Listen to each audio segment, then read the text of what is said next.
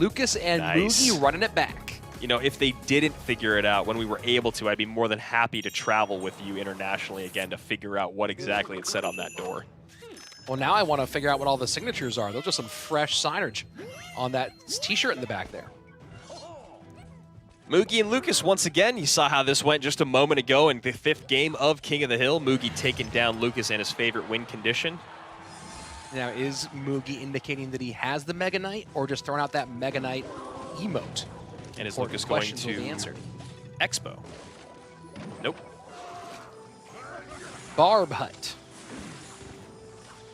Incoming nerf for the Barbarian Hut.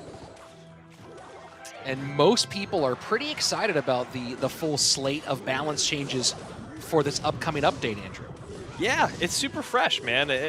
On top of that, you get this fascinating new card in the Mother Witch, putting out one of the most interesting interactions that we've ever seen. I mean, the Firecracker and the Fisherman, I think, really started to pave the way. And then you look at a card like the Mother Witch, and it feels like, you know, night and day from what we were getting introduced to years ago when new cards were brought in. And that's one of the great things about this game evolving as much as it has, and seeing the impact of certain other cards out there, like the Royal Hogs. You know, those coming in as a card later added to the game. Now another addition of Piggies and a Witch. Well, one thing the team has done a great job of with the new card introductions, and not everyone's happy with each introduction. You know, a lot of the pros in particular finding the Firecracker to be very frustrating, is the introduction of new mechanics, right? Whether it's the Fisherman pull or the Ram Rider with that stun lock, or now with this new crazy transmogrifying, what's the word for it? Transmuting, turning these troops into pigs. So interesting new mechanics being introduced, and that's going to be at least fun to play with at the very minimum.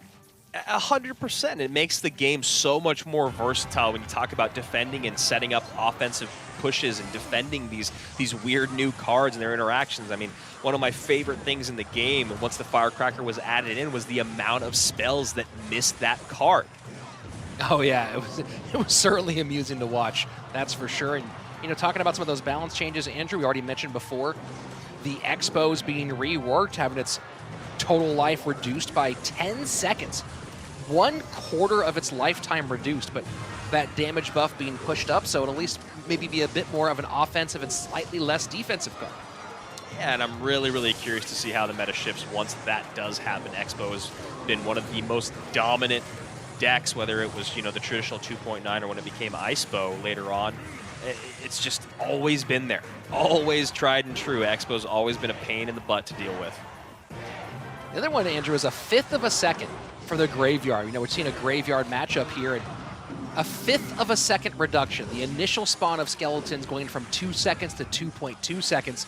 It seems so small, but you think about the split second it takes to get one extra troop down or get that poison ticking just a half step earlier. It feels like it could be fairly impactful. Yeah, I mean, you know, again, to go back to Sam's moment with that Graveyard defense yesterday, you're able to see how quickly it can go wrong with Graveyard, which means it's a really hard card to adjust, right? Because if you nerf it too much, it's going to fall way too far out of the meta, and I don't think anyone really wants that with Graveyard. I think it's really important for it to stay viable but not be overpowered. And they've been working on it for a really long time. We've seen this before, and I appreciate the dev team for doing it. There's been times where they have to try cards out numerous times to get it correct, and one of the most, I think, most relevant arguments of that statement is the Magic Archer. Yeah, the Magic Archer certainly feels like it's in kind of the perfect place now.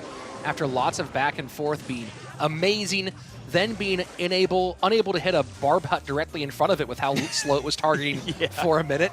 And then, yeah, now in a fairly good spot. And, you know, Andrew, talking about these, there's a few buffs, and I'll bring them up a little bit later in this match. But talking about the nerfs, you look at the board right now between Barb Hut, Graveyard, Heal Spirit, the Fisherman, and Ewiz. All 5 of those cards are getting the nerf hammer in this upcoming update. So we're going to see some pretty significant changes in the meta possibly coming our way.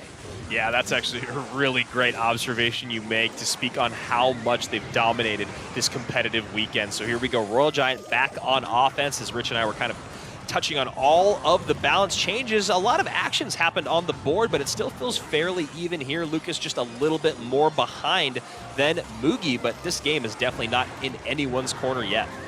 Final 10 seconds. Enough ticks could come in. 780 to 718. Will the fireball hit? Oh, man. And just barely does. I feel like Mugi, I mean, look at him. I think his heart rate's like 4 right now. I think he was just ready the whole time. Okay, never mind.